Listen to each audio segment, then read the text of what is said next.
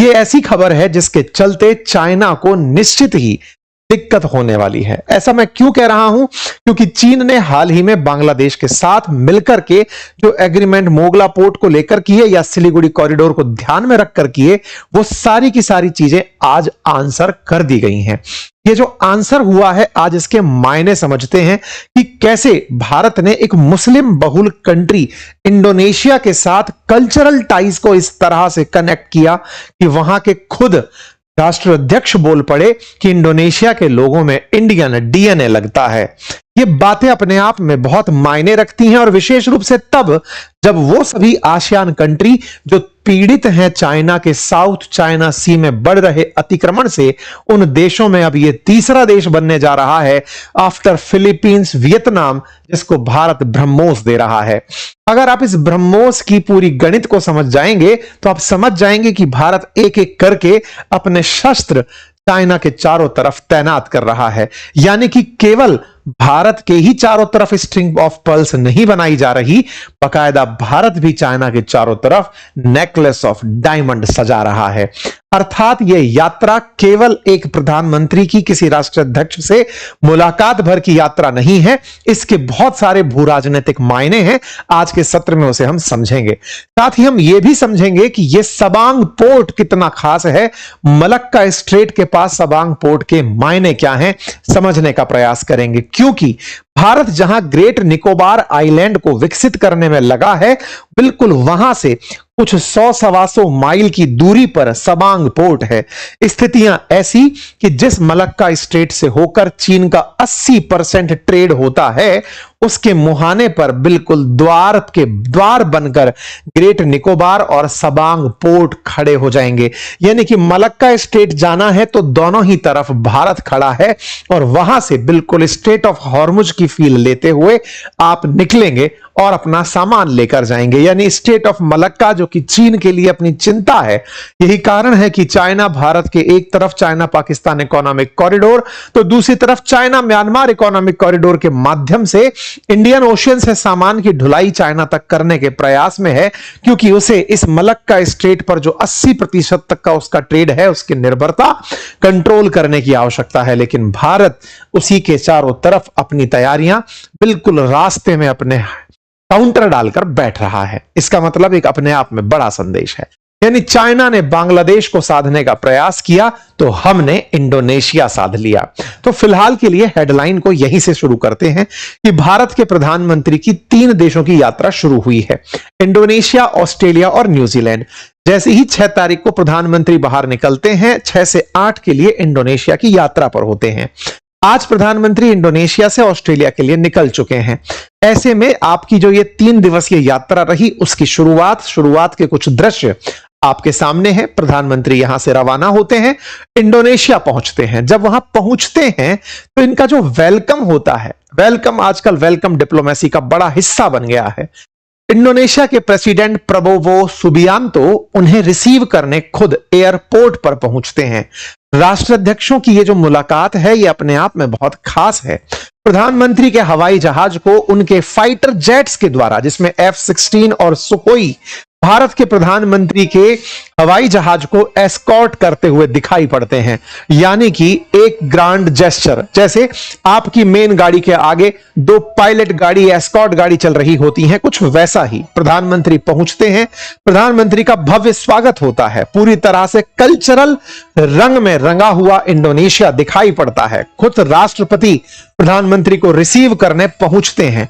यहां पर एक सीन बहुत ही खूबसूरत आता है। जब इनकी मुलाकात होती है, उसी समय फाइटर जेट्स को ऊपर से सम्मान में गुजारा जाता है। इस तस्वीर के साथ साथ ही कल्चरल रूप से प्रधानमंत्री का स्वागत करने के लिए भारतीय संस्कृति और इंडोनेशियन संस्कृति से जो भी दृश्य बनते हैं, प्रधानमंत्री को उनसे मुखातिब कराया जाता है। यहां पर आप फाइटर जेट्स को पार होते हुए देख सकते हैं। प्रधानमंत्री को बिल्कुल वैसा ही स्वागत देने का प्रयास किया गया जैसा प्रधानमंत्री ने कभी रिपब्लिक डे परेड पर 2025 में प्रेसिडेंट को सम्मान दिया था। आप यहां पर देख सकते हैं पूर्वी इंडियन डायस्पोरा जो प्रधानमंत्री के स्वागत में यहां पर प्रेजेंट रहा। भारत के प्रधानमंत्री की इस यात्रा में एक और दृश्य देखने लायक था, जब रिपब्लिक डे परेड पर पिछले साल भारत ने सुबियांतो को चीफ गेस्ट बनाया था। उस समय भारत ने जिस तरह से अपना जेस्चर उनको लिए रखा था, कुछ वैसा ही जेस्चर आपने यहां रखा और साथ ही साथ अपने देश का जो सर्वोच्च सम्मान है वो भारतीय प्रधानमंत्री को ऑफर किया गया। ऐसा सर्वोच्च सम्मान प्राप्त करते हुए भारतीय प्रधानमंत्री अब 35th वो प्रधानमंत्री मतलब 35th अवार्ड प्राप्त कर चुके हैं इंडोनेशिया से। कुल मिलाकर अब 35 अवार्ड अंतरराष्ट्रीय स्तर पर भारत के प्रधानमंत्री को मिल चुके हैं। ये तस्वीरें हैं आपकी यात्रा के दौरान कुछ दृश्यों की, जिनको आप यहां पर देख सकते हैं। ये सीन है जिनको आप यहां पर तमाम प्रकार के हैंडल्स के माध्यम से देख सकते हैं। ये वो सीन है जब भारत के प्रधानमंत्री चल रहे हैं और साथ में पूरी तरह से घुड़सवार हैं या बाइक पर सवार हैं, मोटरकैड हैं, यह आपके लिए पूरे प्रोटोकॉल में आपके साथ भव्य स्वागत के लिए आपको लिए चल रहे हैं। ये बिल्कुल वैसा सीन परिलक्षित हो रहा है जैसे कभी गणतंत्र दिवस की परेड में हमारे द्वारा राष्ट्राध्यक्षों के लिए किया जाता है। कुछ वैसा ही सीन यहां पर भारत के प्रधानमंत्री के लिए इंडोनेशिया में देखने को मिला। जब भी देश के राष्ट्राध्यक्ष का सम्मान होता है तो वो समस्त भारतीयों के लिए या देशवासियों के लिए ये क्षण होता है कि असल में भारत का सम्मान हो रहा है, और उस तरीके से उसे वैसे ही प्रेजेंट किया गया। यहां पर अभी कुछ दिन पहले आप में से बहुत से लोगों ने, जब पुतिन चाइना पहुंचे थे, तब चाइना में पुतिन के सम्मान के लिए कुछ इस तरह से बच्चे झंडे लहराते हुए दिखाई दिए थे। वैसे ही इंडोनेशिया के बच्चों को प्रधानमंत्री के सम्मान में झंडे लहराते हुए दिखाया गया। आप यहां पर बकायदा पूरा शूट देख सकते हैं, रिकॉर्डिंग देख सकते हैं। ऐसा लग रहा है जैसे परेड ग्राउंड के अंदर प्रधानमंत्री का ट्रैवल हो रहा है। एक प्रकार का बहुत ही खूबसूरत सीन यहां पर निकल कर आया। भव्य स्वागत हुआ। भव्य स्वागत के साथ साथ यहां पर राजकीय अतिथि के रूप में आपको पूरी तरह से तोपों की सलामी के साथ सम्मानित किया गया। इसके बाद प्रधानमंत्री कल्चरली लोगों से मुलाकात किए जो यहां पर प्रमुख केंद्र थे, उनसे बातचीत की, और साथ में आदिपुरा स्टार जो कि रिपब्लिक ऑफ इंडोनेशिया का अटमोस्ट मतलब सबसे बड़ा पुरस्कार है, आपने उसे ग्रहण किया। ऐसा करते हुए भारत के प्रधानमंत्री दुनिया भर के तमाम देशों के साथ पुरस्कार प्राप्त करते हुए 35 इंटरनेशनल पुरस्कार प्राप्त कर चुके हैं। इसके बाद दोनों देशों के बीच में द्विपक्षीय वार्ता होती है और 20 से अधिक समझौतों पर हस्ताक्षर हो जाते हैं। यहां पर प्रधानमंत्री के द्वारा इस बारे में अपडेट किया जाता है। List of outcome 20 in total 20 deal होती हैं और उनमें सबसे ज्यादा चर्चित डील ब्रह्मोस की निकल कर आती है। अब ब्रह्मोस की क्या कहानी है वो थोड़ा सा सुन लीजिए। असल में भारत और रूस के द्वारा संयुक्त रूप से निर्मित सुपरसोनिक मिसाइल ब्रह्मोस, जिसे भारत अब दुनिया के तमाम देशों में, विशेष रूप से उन ग्लोबल साउथ कंट्रीज में जहां जहां पर लोगों को लगता है कि अमेरिकी आधिपत्य नहीं चाहिए या प्रभाव से बचना है, चाइना से भी बचना है, तो एक तीसरा गुट बनता चला जा रहा है। भारत वहां पर डिफेंस का सप्लायर बन रहा है। फिलीपींस और वियतनाम पहले से ही ब्रह्मोस ले चुके हैं, अब इंडोनेशिया की बारी थी। हाल ही में यूएई ने भी हमारे साथ ब्रह्मोस लेने की रुचि जाहिर की थी और उन्होंने बकायदा इसके लिए वार्ता भी शुरू कर दी है। ऐसे में अब भारत का जो ब्रह्मोस है इंडोनेशिया जा रहा है। ये कुछ तस्वीरें और न्यूज कटिंग्स हैं जिसमें यूएई की बात है, वियतनाम की बात है, फिलीपींस की बात है, अब उसके बाद इंडोनेशिया की बात है। अब इंडोनेशिया की बात लेकिन इतनी आसान नहीं है। क्यों नहीं है? असल में जो अपन ने ये बनाया है ना ब्रह्मोस, इसके बारे में कई बार एक मन में प्रश्न आता है कि ब्रह्मोस हमसे ही क्यों लेता है कोई? रूस के पास भी तो इसकी हिस्सेदारी 49.5% है, तो रूस से इसको क्यों नहीं ले लिया जाता? अच्छा, इसका जवाब भी बड़ा इंटरेस्टिंग है। जवाब इंटरेस्टिंग ये है कि जिस ब्रह्मोस को भारत से रिसीव किया जाता है, असल में वो रूस के पास भी नहीं है। रूस के पास अपनी मिसाइल है। भारत ने जो ये 50.5% यहां पर अपना कंट्रीब्यूशन दिया है, वो कंट्रीब्यूशन इसे बहुत खास बना देता है। और भारत जब भी अपनी मिसाइल किसी को सौंपता है तो उसके साथ साथ उसकी सर्विसिंग, उसका रखरखाव, उसका प्रशिक्षण, वो सब कुछ साथ में ऑफर करके देता है। भारत की इस मिसाइल की क्षमता यह है कि कोई भी रडार इसे पकड़ नहीं पाता, क्योंकि यह क्रूज मिसाइल है और जमीन के समानांतर होकर दुश्मन को ट्रीट करती है।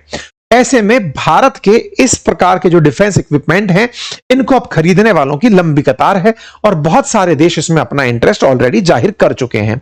इंडोनेशिया के राष्ट्रपति जब भारत की यात्रा पर पिछली बार आए थे, तब भारत की यात्रा से पहले जब इनको रिपब्लिक डे की परेड में भारत बुलाया गया था, उस समय पर एक बहुत बड़ा सीन यह हुआ था कि इनके मतलब जो ऑफिस है उसकी तरफ से यह सूचना दी गई थी कि आप यहां आने के बाद पाकिस्तान की यात्रा पर भी जाएंगे। भारत ने इस बात के ऊपर अपनी तरफ से तीव्र रिएक्शन दिया। हुआ ये कि यहां पर 2 नवंबर 2024 को जब भारत ने यह फाइनल किया कि आप हमारे रिपब्लिक डे के चीफ गेस्ट होंगे, उस समय पर एक न्यूज इंडोनेशिया की तरफ से निकल कर आती है कि ये चीफ गेस्ट तो होंगे, लेकिन यहां आते आते वो पाकिस्तान भी चले जाएंगे। यह खबर पाकिस्तान की मीडिया ने आउट कर दी थी कि साहब यहां पर जो सुबियांतो आएंगे वो पाकिस्तान की यात्रा पर भी जाएंगे।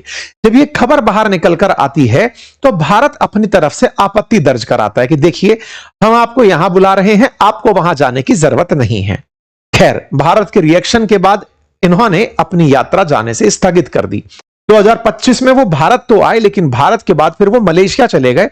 पाकिस्तान जाना उन्होंने स्थगित कर दिया। अब भारत के साथ इनकी उसी समय पर एक डील साइन होनी थी। असल में क्या था कि पाकिस्तान वाले इन्हें JF-17 बेचना चाहते थे और भारत चाहता था कि इनके साथ हमारा ब्रह्मोस का डील साइन हो जाए।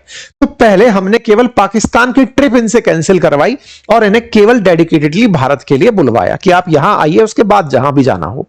तो साहब ये सीन निकलकर पहली बार आया। उस समय भारत का लालच क्या था? अक्सर में यह देखा गया है कि भारत जब रिपब्लिक डे परेड में किसी को चीफ गेस्ट बना के बुलाता है तो उसके पीछे कुछ व्यापारिक लाभ भी सोचकर चल रहा होता है। इंडोनेशिया के साथ 450 मिलियन का रुपया, इनकी करेंसी रुपया है, इनके बीच का ट्रांजैक्शन होने की बात थी और यह माना जा रहा था कि भारत और इंडोनेशिया एक डील करेंगे जिससे कि हम उनको $450 मिलियन का माल देंगे और अगर वो माल लोन में भी लेना चाहेंगे तो हम लोन में भी देंगे, हम तो बाजार ढूंढ रहे हैं। लेकिन ऐसी कोई भी डील उस समय साइन नहीं हो पाई। ये खबर आप 11 जनवरी 2025 की देख रहे हैं। बस रिपब्लिक डे परेड पर आए और उसके बाद में ये चले गए। भारत को बड़ी निराशा हुई। हम में से बहुत सारे लोग जिन्होंने ये न्यूज उस समय निकाल दी थी कि ब्रह्मोस साइन हो जाएगा, उस समय हुआ नहीं था। लेकिन फिर भारत ने एक बढ़िया प्रेजेंटेशन दुनिया के सामने ब्रह्मोस का दिया। इधर हमने अपनी तरफ से ब्रह्मोस पाकिस्तान पर दागी और उधर की तरफ से दुनिया में यह संदेश चला गया कि जिस देश को चाइना की सुरक्षा प्राप्त हो उस देश में ब्रह्मोस जाकर गिर सकता है। और उसके बाद लगातार हमारे पास ऑर्डर्स आने शुरू हो गए। मतलब ब्रह्मोस के ऑर्डर तब से जारी हैं और आज उसी क्रोनोलॉजी में जो इंडोनेशिया पिछली साल इतना इज्जत पाकर के भी हमें ब्रह्मोस नहीं खरीदा था, आज वो खुद इज्जत देकर के प्रधानमंत्री को बढ़िया स्वागत सत्कार देकर के अब ब्रह्मोस भी खरीद लिया है। दोनों देश बकायदा अनाउंस करते हैं, बड़ी हेडलाइंस बनती है और ब्रह्मोस के साथ साथ अस्त्र जो कि DRDO ने इसी बार जब अपन ने ऑपरेशन सिंदूर किया था उस दौरान हमने चला के दिखाया था। दोनों देशों के बीच 3,877 करोड़ रुपए की डील होती है। सुना जा रहा है कि अगर इनको जरूरत पड़ी तो भारत इन्हें लोन भी दे देगा। कुल मिलाकर भारत ने अपना प्रोडक्ट दुनिया के देशों में देना शुरू कर दिया है। ब्रह्मोस के बारे में निकलकर आया कि $200 मिलियन की यह डील हमारी इंडोनेशिया के साथ हुई है। यह जॉइंट एग्रीमेंट है और इसके अंदर 9th नंबर पॉइंट के अंदर ब्रह्मोस और air to air missile defence agreement के बारे में बात निकलकर आ गई। कुल मिलाकर वियतनाम, फिलीपींस के बाद अब ब्रह्मोस भी उस सीरीज में जुड़ गया। इंडोनेशिया ने भी इसका स्वागत किया। इंडोनेशिया की प्रतिक्रिया इस पर बड़ी सकारात्मक रूप से निकलकर आई। अब दुनिया के देशों की अगर हम बात करें तो बहुत से देश, ये सारे के सारे आसियान कंट्री गिनती से अब कहीं ना कहीं ब्रह्मोस के अंदर रुचि रखते हैं, क्योंकि इन्हें लगता है कि चाइना पाकिस्तान को नहीं बचा पाया तो खुद को क्या बचाएगा। क्योंकि जिस तरह से डिफेंस सिस्टम लगा रखा था पाकिस्तान के अंदर चाइना ने, वो कोई हेल्प नहीं कर पाया। आने वाले समय में बहुत सारे ग्लोबल साउथ कंट्री हैं जो आने वाले समय में भारत से ब्रह्मोस ले सकते हैं। ठीक है साहब, कुल मिलाकर बात ये हो गई। अब रही बात अस्त्र मिसाइल की, जो DRDO के द्वारा विकसित की गई air to air missile defence है, जो 100 किलोमीटर दूर से आ रही मिसाइलों को टारगेट कर सकती है। इसके लिए भी हमारा एग्रीमेंट इनके साथ हो गया। तो ये रही कुल मिलाकर दो बहुत सबसे बड़ी बात। इसके अलावा इंडोनेशिया के साथ इंडियन ओशियन रीजन के अंदर जॉइंट सर्विलांस के लिए गुड़गांव के अंदर हमारे पास एक जगह है जहां से हम इंडियन ओशन पर नजर रखते हैं। सेशल्स में भी हमने उसका अपना एक अजम्पशन आइलैंड पर भी सेंटर बनाया हुआ है। तमाम देशों में महासागर समुद्र के चारों तरफ हमने ऐसे पॉइंट बना रखे हैं जहां से हम इंडियन ओशन पर निगरानी रखते हैं। तो इंडोनेशिया का एक व्यक्ति आकर के अब गुड़गांव में बैठ सकेगा, तो यहां से बैठकर इंडियन ओशन में हो रही हलचल को देख पाएगा। कुल मिलाकर इंडियन ओशियन को भारत अमेरिका की नजर में भी वो जो इंडो पैसिफिक जोन है ना, उससे बाहर नहीं ले जाना चाहता। दुनिया के लिए भारत का संदेश जा चुका है। जापान की पीएम जब आई थी तब भी उन्होंने इंडो पैसिफिक वर्ड यूज किया, और भारत भी वर्ल्ड के सामने इंडो पैसिफिक रीजन की चिंता कर रहा है। अकेला अमेरिका इंडो पैसिफिक अगर शब्द हटा दे उससे हमें कोई फर्क नहीं पड़ता, ये हमने अपनी तरफ से बना लिया और हम अब इस क्षेत्र का कद्र करेंगे। कुल मिलाकर चाइना, जिस साउथ चाइना सी के अंदर जिन देशों को परेशान कर रहा है, भारत ने उन्हें अपना बाजार बना लिया और गिनती से हम ऑस्ट्रेलिया, न्यूजीलैंड, इन सब देशों की यात्रा पर है। कुल मिलाकर अब इंडो पैसिफिक क्षेत्र में भारत अपनी पकड़ मजबूत करने के लिए बहुत ही आक्रामक तरीके से, पहले जापान के पीएम की यात्रा होती है, फिर इंडोनेशिया, फिर ऑस्ट्रेलिया और फिर न्यूजीलैंड, ये दर्शाता है कि भारत की स्ट्रेटेजी इसको लेकर क्या चल रही है। ठीक है साहब, तो कुल मिलाकर भारत ने एक बड़ा मूव ले लिया चाइना के लिए। अब सबसे बड़ा पॉइंट ये निकल कर आता है कि साहब इंडोनेशिया का चाइना के साथ क्या कनेक्ट है। तो देखो, कुल मिलाकर जो इंडियन ओशियन के अंदर है ना ट्रेड है, वो मलक्का स्टेट से साउथ चाइना सी पहुंचता है। चाइना साउथ चाइना सी को लेकर बहुत पजेसिव है। इन सब देशों के कोई ना कोई आइलैंड ऐसे हैं जिस पर चाइना ने क्लेम मारा हुआ है। इन सबको चाइना से ही बचकर चलना है, और इन्हें लगता है कि भारत के साथ बनकर रहेंगे तो जापान, भारत, ऑस्ट्रेलिया, ये सब चाइना के खिलाफ खड़े रह सकेंगे, अदरवाइज वो एनक्रोचमेंट कर जाएगा। जो सलामी स्लाइसिंग है ना, जमीन पर कब्जा करने की, बोले उससे हम बच जाएंगे। अब एक इसी तरह से आगे बढ़ते हुए काम क्या हुआ, तवांग पोर्ट के ऊपर इन्होंने भारत के साथ डील कर ली है। यानी कि जो हमारा ग्रेट निकोबार पोर्ट है ना, वहां से 100 मील दूरी पर सबांग पोर्ट है। सबांग पोर्ट अगर देखोगे तो आप स्टेट ऑफ मलक्का से बाहर निकलते ही जैसे आप इंडियन ओशन में एंट्री करते हैं, यहां पर सबांग पोर्ट है। कुल मिलाकर 160 किलोमीटर की भारत से इसकी दूरी है। इसको प्रधानमंत्री ने ऐसे कहा कि इंडोनेशिया तो हमसे 150 किलोमीटर ही दूर है, पर पता नहीं आने में बहुत देर लग गई, क्योंकि हमारे ही एक पोर्ट से, ग्रेट निकोबार पोर्ट से सबांग पोर्ट की दूरी 150 किलोमीटर ही तो पड़ी। इस पोर्ट को हम विकसित इस तरह से कर रहे हैं कि ये जो 150 किलोमीटर का पैच है ना, जहां से जहाज निकल के मलक्का पोर्ट में जाए, उन्हें यह पता हो कि भारत के पास एक स्ट्रेटेजिक लोकेशन है। चाइना को यह पता हो कि अगर वो भारत को काउंटर करने के लिए मोंगला पोर्ट का इस्तेमाल बांग्लादेश में कर सकता है, तो भारत सबांग पोर्ट का, और सबांग पोर्ट पर हमने केवल कंस्ट्रक्शन की परमिशन नहीं ली है, हमारी नेवी, हमारी सबमरीन्स, हमारे डिफेंस इक्विपमेंट यहां पर डॉक हो सकेंगे, हमने ये भी परमिशन ली है।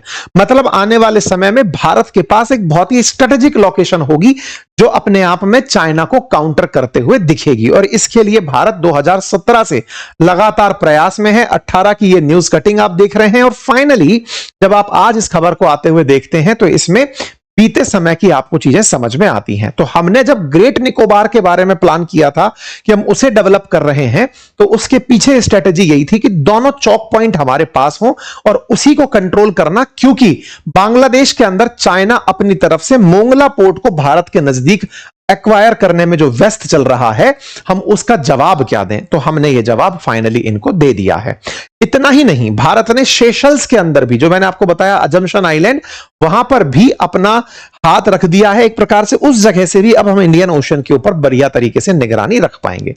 तो कुल मिलाकर भारत ने अपनी तरफ से चाइना का जो प्रयास जिबूती, ग्वादार, हम्बनटोटा और बांग्लादेश के माध्यम से चल रहा था, उसको हमने अब पूरी तरह से कवर कर दिया है। ठीक है साहब, इसके अलावा चाइना लगातार कोई ना कोई ऐसे प्रदर्शन करता है जिससे इन देशों में डर बढ़ता है, और डर बढ़ता है तो ये भारत की तरफ स्वतः ही चले हुए खिंचे हुए चले आते हैं।